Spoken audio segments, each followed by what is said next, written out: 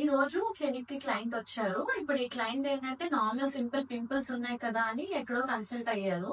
So వాళ్ళు ఏంటంటే ముందు ప్రాబ్లం ఏంటి ట్రీట్ చేయకుండా ర్యాండమ్ ఏవో ట్రీట్మెంట్స్ అన్ని చేసేసి ఏవో స్టిరాయిడ్ క్రీమ్స్ ఇచ్చేసి చిన్న ప్రాబ్లం ని కాస్త పెద్దది చేశారు. ఇప్పుడు అంత డ్యామేజ్ చేసుకున్న తర్వాత ఇప్పుడు వచ్చారు మన దగ్గరికి తెలుసుకొని. కాకపోతే ముందు ఏం చెప్తున్నామంటే ఇప్పుడు ఎన్ని క్లినిక్స్ ఉన్నాయి, డాక్టర్స్ లేకుండా నడిపేస్తున్నారు.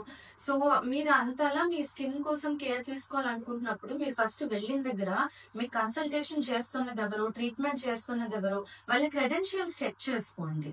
చెక్ చేసుకుని అప్పుడు ట్రీట్ చేసుకోండి.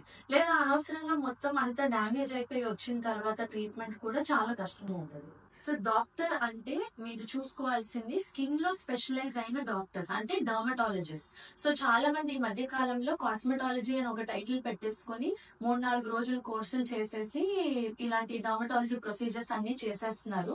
సో కాస్మెటాలజిస్ట్ అన్ని నార్మల్ గా చేసిన వాళ్ళు యాక్చువల్లీ లీగల్ గా అయితే they not eligible to practice dermatological procedures.